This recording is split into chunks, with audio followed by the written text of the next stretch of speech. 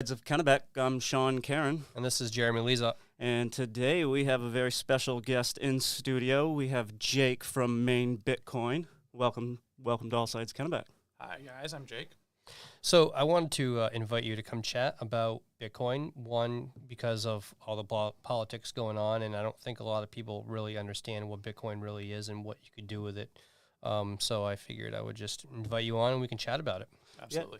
Yeah, I mean, myself, I'm pretty new to Bitcoin. I mean, I don't know too much about cryptocurrency. So I guess let's start with some of the basics, I guess would probably be the best route to go. Give us a just an intro and pretty much what is the outline of Bitcoin? The outline of Bitcoin is essentially... You want to try moving the mic a little bit? It's a system that every single user checks everybody else's transactions. So when you send a transaction, you're not exactly sending Bitcoin, you're sending these units belong to the other person. And then everybody agrees that that happened, and it goes on a ledger. If everybody agrees that the same ledger is accurate, then nobody can cheat and steal or lock accounts or make something that didn't exist. And that's the blockchain, right? That's the blockchain. Yeah.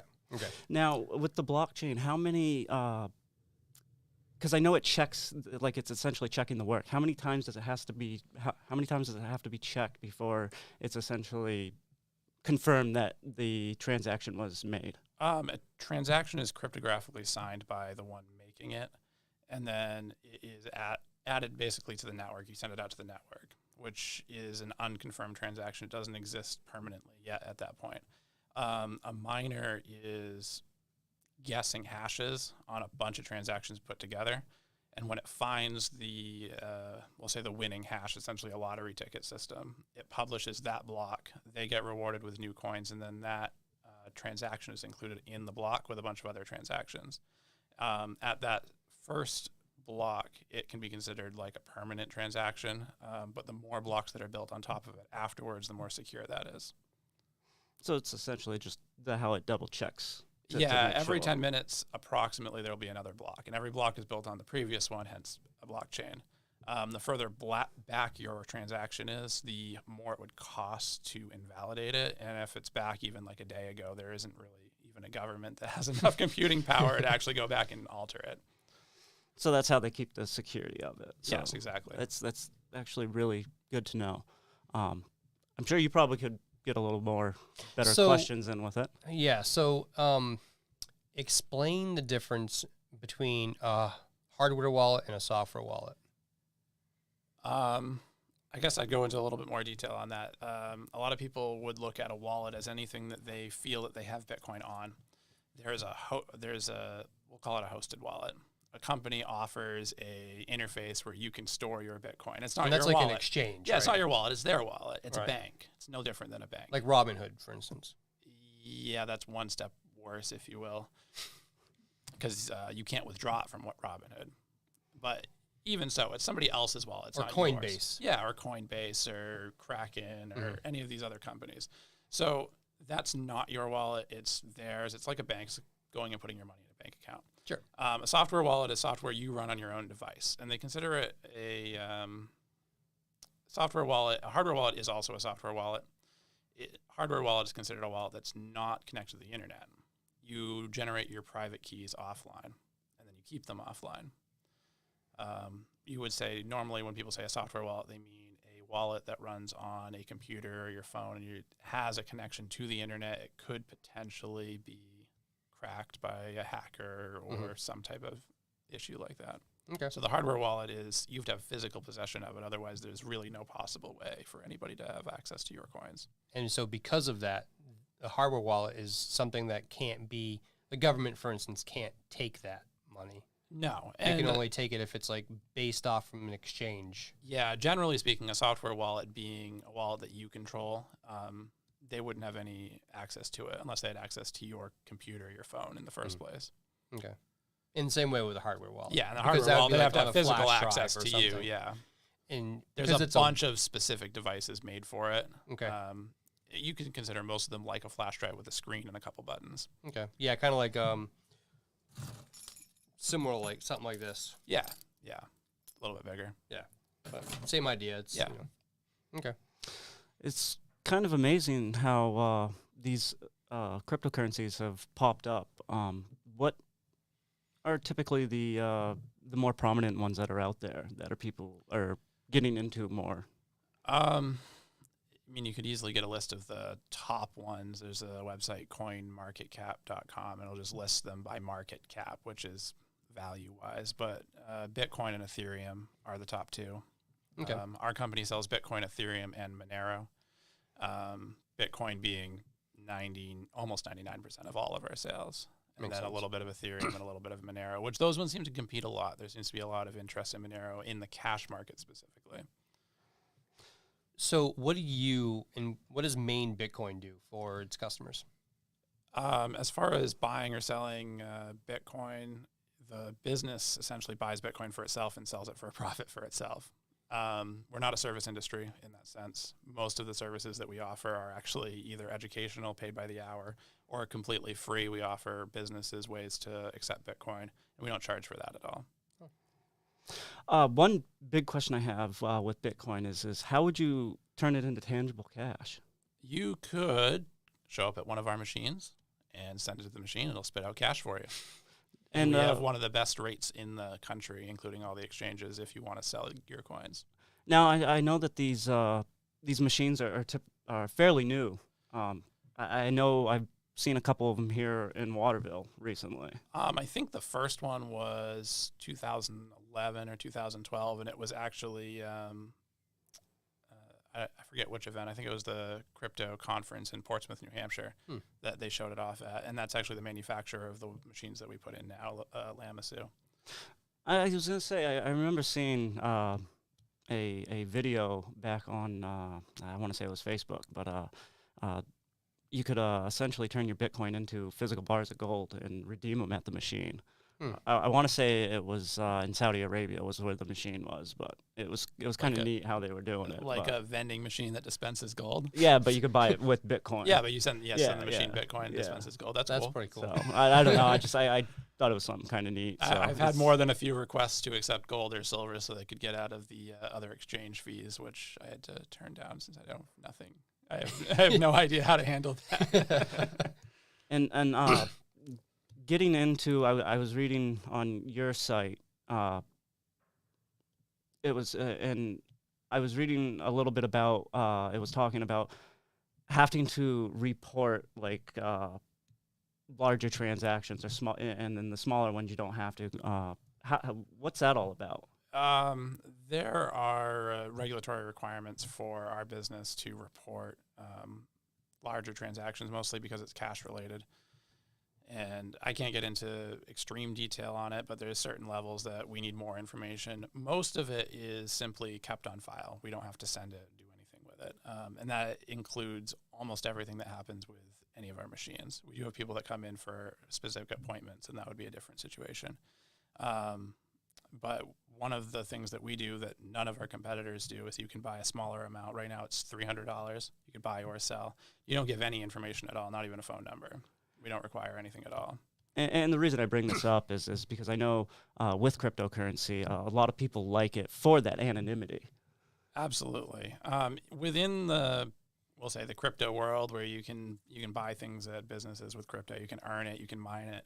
Within that circle, being anonymous or having no tracking system, no banks, no paper trails. Like that's very easy, but it's very, very difficult to actually get it in the first place without that trail. So a lot of people want to buy smaller amounts. They don't want that. They want to be able to buy it. They want to hang on to it, and they're worried about maybe like a future 6102 order type of situation where they'll go, you bought, all this Bitcoin on Coinbase. Where did it go? Right. That makes sense. Yeah, because obviously that has to add up somewhere. Yeah. So what's the best way that someone, if they already have Bitcoin, what's the best way someone could get rid of it? Oh, if they wanted to sell it, get rid of it. If they're around here, we're probably the number one option. And you guys have ATMs, right? Where are those located? Like how many ATMs do you guys have? 36. Wow. Just in Maine? We are putting our third one in New Hampshire now. It's going in Stratford. So we have Stratford, North Conway, Berlin, New Hampshire, and then we have them all the way up to Mars Hill, which is in Aroostook. Nice. So if you were a business owner and you did want one of these Bitcoin, it is a Bitcoin ATM, correct? It's a kiosk. It's a vending machine. Okay, so however you want to say it. So if They call them BTMs, Bitcoin teller machines. so Makes sense. If they did want one in their store, like, what's the benefit of doing it? Like, is there a benefit to them? They do get extra foot traffic sometimes. It's not always a ton. We pay a flat rent, so they do make money off of it, and it's not terrible. It's usually better than a regular ATM at most places.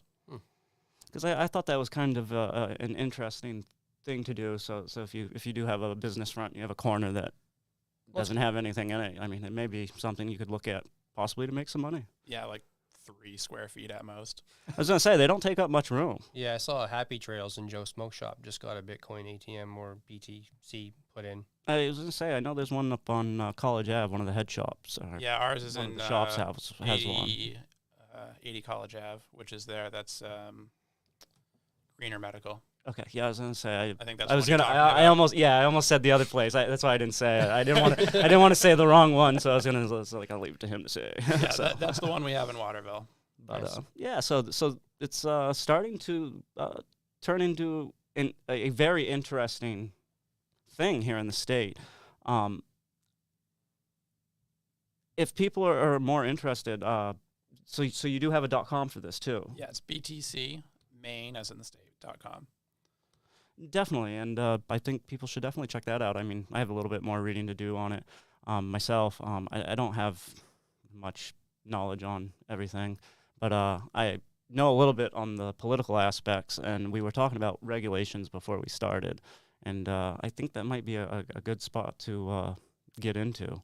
Yeah. You know a little bit more about the inner workings of what the regulations are about, so I'll let you pull it from here, I guess. Well, I know right now that they're trying to make it so that no one can give Russia support. Yeah. So I'm trying to think of the best kind of question to ask. I know they were doing it with the truckers in Canada too. So Were they? yeah, I believe yes, so. they were. Yeah, so Yeah. it's not just Russia. well, so. right. Yeah. Well, that Yeah. was like that's the latest thing. But so. from what I was hearing on some internet forums, is Trudeau was really the one that started this push for these types of regulations, and I know one thing that allured me to the cryptocurrency was that anonymity. How do people stand up and become aware to keep the sovereignty of cryptocurrency? Yeah, I think that's a their- better word too, because for the most part, most cryptos are not anonymous. Bitcoin's not anonymous. Every transaction is publicly known. It's just not your name attached to it. It's an address. It goes to another address. It goes to another address. It can be tracked. If you know the owner of one of them, you know where it went in the end. You don't necessarily know what it was spent on or where in the world it was, because the blockchain is not in any specific place, but it can be tracked. So it shouldn't be considered anonymous. Sovereign, on the other hand, is a great way to describe it. If you own your own keys, it's sovereign. Right. Nobody can tell you what you can or can't do. So on the question of supporting truckers in Canada or supporting Russia or people in Russia trying to escape and getting out with their money without it being taken by their government, this exact situation happened in Venezuela, where most of the people that escaped the country had everything they owned taken from them. And the people with Bitcoin got out with their Bitcoin because the government had no ability to take it. Right. And you can't strip their Bitcoin at the border. You can strip their Right. gold bars at the border. Yep. You can go across the border with your Bitcoin keys in your head. Right. It's a long key though. Wallets typically generate a list of words, a little bit easier to remember. Oh, nice. That's good. That's handy. Yeah. Because I was in a. I know a lot of people. One question that I've had talking about it with friends is say you had a wallet and you lost it. What would your best? What would be the best thing for you to do to try to recover that wallet? Find the device or hard drive that it was on, because it's on there. Even if it was deleted, it could potentially be recovered. But if you actually lose it completely, there's no way to get it back, which is part of the security in the first place. If you get back a lost wallet with nothing to go on, then the government could get into your wallet with nothing to go on. Mm-hmm. That's why I brought it up. I just wanted to get a little little in depth in that. If it's gone, you've donated to everybody else because there's less to go around. Thank you. That's true. Yeah. So now you say there's less to go around. So I know with Bitcoin there is a set number of what will eventually come out. Yeah, the original software published by Satoshi, which is, somebody that we don't know. Right. Exactly who. It's like a pseudonym. It is a pseudonym, and it could be one person or a group, but there's still no good evidence as to who it is. And if somebody was Satoshi, they could prove it without a shadow of a doubt if they signed their original address that they mined to, and nobody ever has. Oh, I would imagine this person's probably put some type of meme in their software key somewhere. Well, the Genesis block was published with the chancellor on brink of second bank bailouts, which was a headline in London, I believe. Interesting. So there was definitely a political statement from the very beginning. But sorry, what was your question? Where were we at? No, I don't even remember what I was asking. I went on a tangent. I was about to answer. And then Oh, man, I lost what I was thinking, too, because I was just about to ask another question. But okay, that happens. yeah, now I'm forgetting what I was on to ask. What were you about to ask then? I don't even remember now. See, I'm losing it. But yeah. So with these regulations that are happening, how do people get more involved? What type of groups should they look for? Right now in Maine, there's not a whole lot. There's one group that meets regularly in Portland. We tried doing some meetups across the state, but it wasn't huge turnouts. We may try that again. Do you think if somebody wants a huge dive into everything, I'd probably buy your PorcFest tickets before they sell out. Yeah, PorcFest is pretty awesome. So what's this PorcFest? It's like a freedom type of environment that usually lasts a couple days. It's a week in I forget which town, northern New Hampshire, and it's basically a fair, if you will. It's anybody can go rent a spot at that campground and set up whatever they want, essentially. It's usually libertarians that go out there. Yeah, there's libertarian sections, there are agorist sections, there's crypto sections. It's just big. It sounds like a pretty interesting thing to check out, for sure. It's pretty awesome. We'll have a shed there with a machine in it. Nice. That's awesome. That's awesome. But yeah, I guess I'll let you talk a little more because you know more about it. So I'll draw questions off of what you know. I know a little bit. I know about it, which is the hard part, and it's why I'm trying to figure out easier questions to take some of the info out. Because I know, for myself, it's more of trying to figure out how does the market work with it? What drives the price of it? Oh, that's what you asked about. You asked about the limit of coins. Okay, yes. Right. Yes. Yeah. See, I knew that's the finite number. Yeah, okay. So the original software published by Satoshi had a 21 million cap, and that cap has never changed. And there's really no incentive to change it because there has to be consensus in the network. And if there's not a consensus of all the users, then those rules cannot change. If you were to run a Bitcoin full node, which is somebody that checks transactions and communicates with the network, if you didn't operate by those rules, you'd be ignored by the rest of the network. Which is one of the good things about it is it's decentralized. Yes. Because there's so many computers that are all Yes, and it's not a voting system exactly. It's a consensus system. Everybody has to agree completely, or else you're not a part of the network. And no holder of a commodity wants a whole bunch of new units to flood the market. So it's not going to change. There's a max of 21 million. There actually will be a little bit less, but that's slightly technical. Right now, I think it's approaching 19 million in circulation, or mined already. I shouldn't say in circulation. And now, by putting this cap that they've put on it, what does that do to protect the value of it? Obviously, when a miner works for finding new coins, they're going to sell those at some point. Right now, the cost of mining is so high that they have to sell most of them to be able to just pay the electric bill and buy new units. units. They're making a very slim margin, so they have to sell that to the market. And the new coins entering the market would suppress the price. Like any commodity, especially one that isn't perishable, like gold mining suppresses the market, silver mining suppresses the market, copper suppresses the market. Right. That makes sense.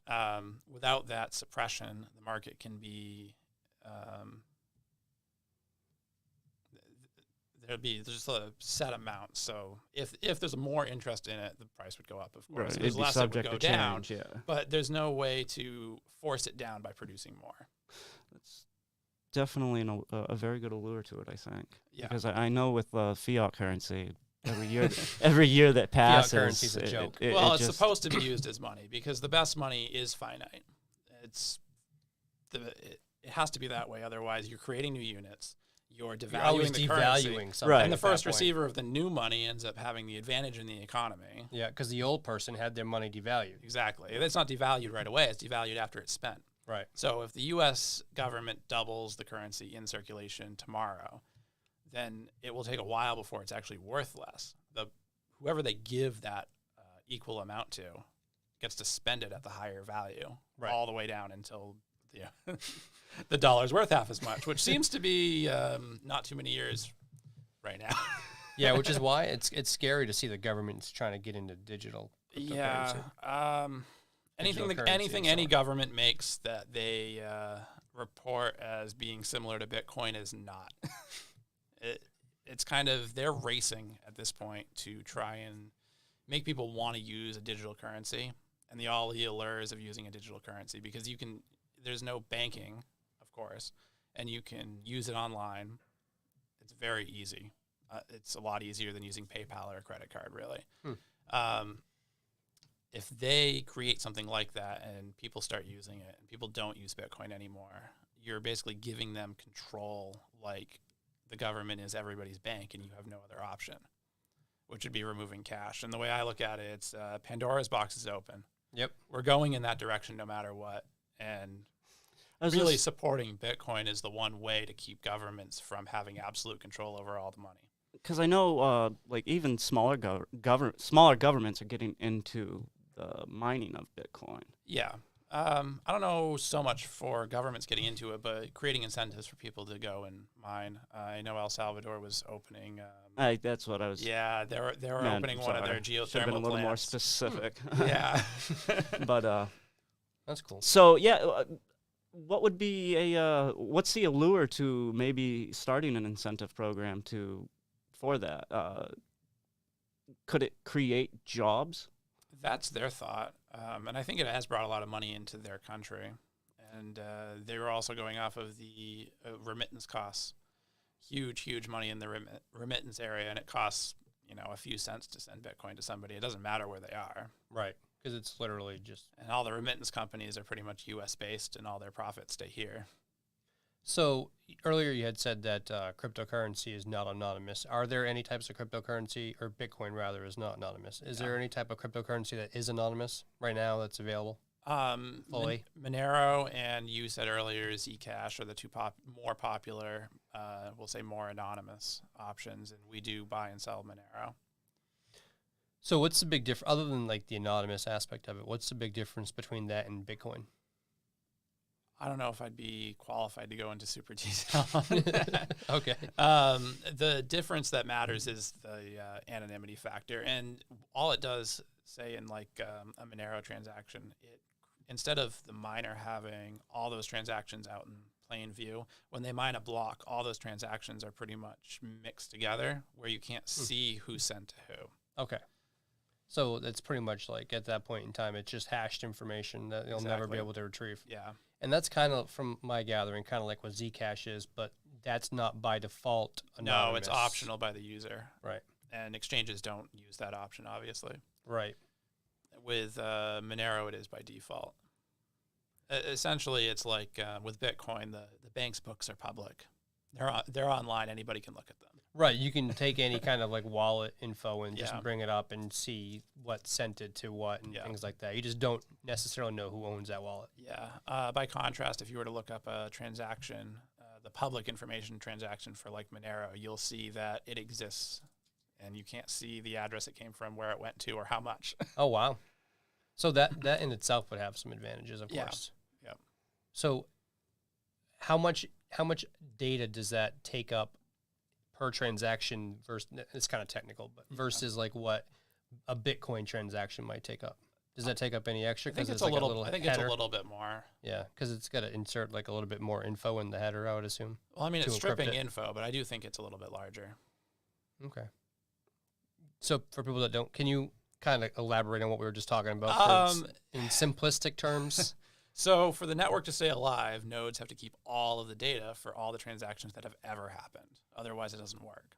It's how the system runs. Is you have to know the coins that you had all the way back to their original point, which is typically a miner. Which is one of the things that people have always been kind of leery about with cryptocurrency, is because it has to have all of that information in every transaction going back. Yeah. And of course, every time you spend coins, that means there's more information that's needed to be stored.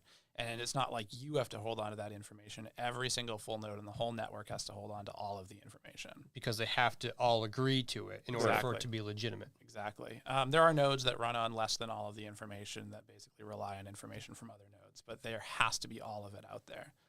And with Bitcoin, it's a couple hundred gigs right now, and it's growing a lot slower than the cost of storage space, which is good. Yeah, that's awesome. Ethereum has been growing pretty rapidly in their blockchain size. And I think one of the handy parts now is that there's just the internet's become so much faster than what it used to be. Yeah, but that's for originally syncing a node, because you have to get all that data, but you can get it over a very long period of time. You need about 4 megabytes every 10 minutes or so to stay up to date. Oh, wow. That's not bad at all. Yeah, you can run it pretty much off of almost dial-up. Yeah. It's definitely good stuff to know. It's kind of on the technical side. It is but on the that's- technical side. That's, where some of my For people brain that, is, so. that actually want to use Bitcoin, none of it matters. You can get a free wallet software, open source. We usually recommend Blue Wallet for Bitcoin.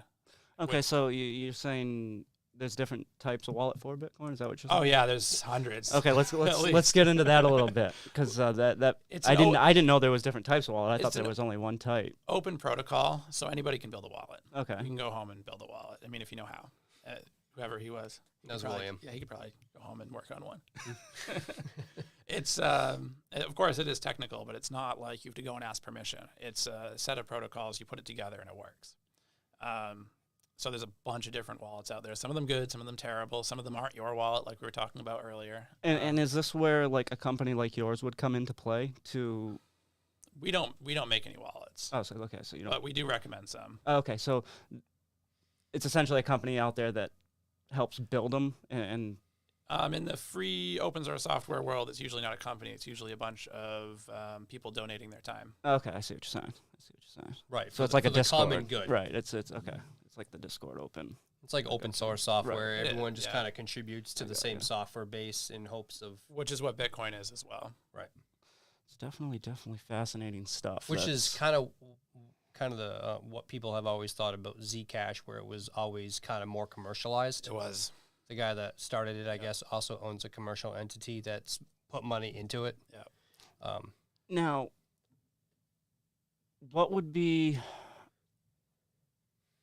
a good use for Bitcoin or in this area for like, I know like people, a few people that I've talked to are trying to use it to make a diversity in their retirement. How could this play into maybe something along the lines of building something for another little cash egg for retirement to put it away? We should probably say no financial advice is given. Yes. Yeah. No financial advice given. So listen at your own risk. There's a lot of people that have, a lot of people in finance that have been recommending up to about 5% of a portfolio being in Bitcoin specifically. And granted, a lot of them have recommended buying I forget what it's called exactly, but there's a couple of stocks that you can buy that are basically tracking the Bitcoin price. Obviously, that's not you holding your own Bitcoin. Right. If we look at it from that's what I was getting into. If we're looking at a freedom Right, sovereignty standpoint, if 5% of your wealth is in Bitcoin, that is not able to be touched by anybody else. Plus, you get whatever benefit that they're talking about diversification. Right. Yeah. It's the reason I brought it up is because I've been hearing about people saying it could be used as a way to do that. So I'm not trying to say go and do it, but right. But that's just saying. I just wanted to give the viewers an outlook of how it's done. If you invest in something like Robinhood, for instance, you're not. That's not your wallet. Right. Yeah. So you're invested in Bitcoin, or at least the price of Bitcoin. Right. You're investing your cash into that as a commodity. It's like buying a gold ETF. Right. Exactly. It's the same thing. Yeah. As opposed to, you don't have any physical gold that you can put away. Right. But yeah, so you have some of the advantages, but some of the disadvantages of the fact that you don't technically own that, so you can't take it away. There are some options for holding your own keys for IRAs. Okay. Self-directed IRAs, and there's others where you can buy actual Bitcoin in your IRA, though it is held by another company, which is an easier route. Mm-hmm. Okay, definitely. So that definitely answers my question on the outlook of how you would. Most people look at it as an investment standpoint, and the investment standpoint is either it's going to be used more because it's digital, or it's going to be used more because it's sovereign money. And if people go the second route, they might be looking for private ownership more. Right, which is a little hard to do in tax-advantaged accounts, but it is possible, or simply buy and hold on to it in your own wallet. Yeah, and then just kind of stick it away so that no one can see it. It's kind of like that. So that's good advice. There are places where you can spend it, not many in Maine, more in New Hampshire. Free State Project really pushed that. Yep. So this is good constantly people a thing that's evolving. Oh, absolutely. With it. So I think that's definitely a good thing too. Yeah. Our payment solution, if any businesses want to take it, is very simple to use. The only thing that sometimes is an issue is the company has to actually receive the Bitcoin. So they're not offering like a payment system where the company gets dollars, the company gets Bitcoin. They can obviously sell it later, and the invoicing system for their customer is extremely easy and simple, and it's showing that they've paid as well. So the only thing that people it's free. You're not paying like credit card processing fees and things like that. Which might help in the long term, especially if it gets to be more valuable. It's digital cash. Yeah, is the way to look at it in commerce. The only thing people might be kind of leery about is if they accept it today, it might be worth less tomorrow. Exactly. But that's statistically that usually doesn't happen, but it does happen. I remember hearing a story about an athlete that got paid in Bitcoin. Yeah. And I think it decreased significantly, and by the time he actually got it, and it was worth a lot less based on the value. And then if he held on to it for X amount of time, it would be worth more or less or whatever. Exactly. So it's always fluctuating. Of course. Yeah. It's a market. That's why you hear the stories about people buying into the very first coins that came out or whatever, and then they put them away or sold them for like, I think it was the pizza guy. He sold, I think it was like a few $1 million now or something like that. I'm not 100% sure. He doesn't feel any regret for that. He definitely has more Bitcoin. He was the first one to spend Bitcoin in any transaction. That's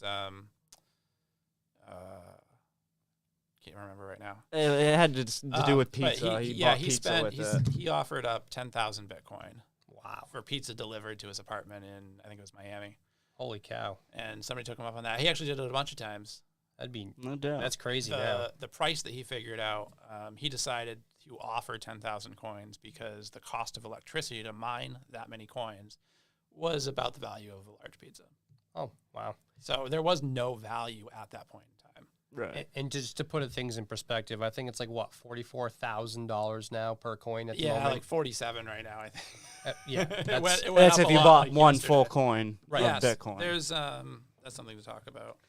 Yeah, it's almost 48,000 right now, and a couple yesterday days ago it was like 44,000. Yes. Okay, so like say you buy into Bitcoin, so to buy one whole Bitcoin, you're saying it's $48,000. So that's, and people saying a whole Bitcoin, or just the way that people talk about a whole Bitcoin is a little bit odd. If you, that's why when you look at the technical aspect, back to the technical aspect, if you look at the software, at the full node software, there are no decimal points. Right. So one Bitcoin is worth 100 million units.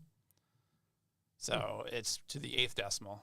Wow. Okay. So you can buy 1/100 million. So it's all like fractional at this point. Right. Yeah, at our machines, you can spend it's either $10 or $20 is the minimum. Okay. Yeah, I remember a few months ago, well, it was maybe last year, I had bought like $300 worth of Bitcoin, and then and I think that was at like when it was $38,000 per Bitcoin, and then I ended up getting rid of it when it was at about 68,000, which is about the highest that I've ever seen it. Yep. And I ended up making like $200 just by dumping it. No doubt. I know it's the market fluctuates kind of a lot, but it sometimes. seems to come back up. Is what I'm saying. Volatile, Well, we were talking before about the creation of the new coins that miners find and the limit of units. Every 4 years, there's a halving of how many coins a miner finds in a block. And that's kind of coming up, right? From what I gather, I think I saw something about something happening recently. It's 2 years from now. Okay. It's every 4 years. Last one was 2020. So, and do you know what the final date one's going to be? Like 21 something. It's after we're all dead, probably. Okay. So it is a while. It's a while. All right. It is a while. Yeah. So, but yeah, I mean, it seems to be the way that. Digital currency is going to take over. The question, I guess, is there what's that going to look like? The likelihood that money is not going to be entirely digital in the next, 3 or 4 decades is like, I don't know. Well, I think COVID really definitely helped make that go by a little quicker. Possibly. Because everyone's trying to do things contactless. Yeah. Right. So I think that was definitely, I think that expedited what we normally would have saw previously beforehand. Yeah. Because now, every time you do like some DoorDash order, things like that, everything's all contactless. People don't even want to touch stuff anymore. Yeah. So obviously digital currency is the best way forward for that. And obviously COVID's not going anywhere anytime soon. Doesn't seem to be. Well, Right. Putin helped a little bit. Right. They definitely changed the narrative a little bit there. That's for sure. But if we're going to have a digital currency, is it going to be something that is more similar to cash, where we'll say to the user more similar to cash, but more similar to a gold standard or physical gold, or a system where the governments control exactly what everybody's allowed to do, or like the China's their credit system, which I would hate to, scary. I'd hate to see a digital currency with a credit system attached, especially in the United States. Especially a social credit system. It just I don't like any credit system, even the one that we have in this country. So I would not want that's a private credit system. Right. It's not even. Yeah. It's not government run at all. I would hate a government run credit system. When does the government ever do anything right? Never. Crickets. I'd push the cricket button. I'd probably get it wrong. Right. Yeah. A few years ago, Eric Brakey came to my office when he was running, and he asked what he could do for me, and I said, do nothing. If anything comes up, vote no. No, yeah. We actually interviewed him a couple years ago. Yeah, we did. On this podcast, actually. Yeah, probably right around the same time then. Yeah, probably. I think it was 2019, right? Something like that. I think so. I'd have to go back and look. But yeah, I think that was actually when he was running for U.S. Senate. Yep. Yeah, I think that's when he came to see me. Yeah, that makes sense. He was running against Angus King. Yep. That was back when we were over in the other building. Yeah, now that's a tattoo parlor. They just had their grand opening yesterday. Really? Yeah. At least that's what I saw on the Waterville group page there. I don't know. I don't have any tattoos. I don't either, but from what I saw with because they posted some of the pictures with the tattoos, looks like a very good artist. So we're gonna start wrapping up. Do you have any other questions? I don't think I do at the moment. Where can people find you? I know we kind of went over this earlier, but BTC for Bitcoin, Maine.com. All spelled out, right? All spelled out. BTCmaine.com is probably the best place to go. We do have some info on there, recommended wallets like Blue Wallet that I mentioned earlier, which is free. You just download it on your phone. And that's all you need is you need a wallet like that, be able to go to a machine with some cash, and then you can have Bitcoin, and you be the owner of it. And all the contact information is on there. We have locations all across Maine. That kind of reminds me. What about if you use like the Cash App? Cash App works. But do you physically own that? Well, not physically, but was that like... If you buy Bitcoin on Cash App, you can withdraw it to your own private wallet. It's not a private wallet itself. Okay, so you can then transfer. Okay, that's cool. That is Yeah, I just thought of that as because I was looking at my phone and I have the Cash App. So definitely a very productive conversation. I had a few questions that I had in cryptocurrency, so yeah, it's, answered. So I hope to see more people invest, yeah, definitely. I mean, at least for the Like- sovereignty side. yeah, Absolutely. and like you said, I think it's here to stay. So The petrodollar is what we're basically made out of right now in this country, and I heard that they're talking about moving that over to China, yeah, so I Saudi mean, Arabia, and they- OPEC. it definitely looks like something's. Yeah. Well, Russia was mentioning that they would take Bitcoin for their exports potentially. Oh. They would look into it if they're cut off too much, which is kind of a threat, which Yeah, is interesting. I for definitely think that they're gonna do some changes over there, so that because right now they're probably hurting. Sure.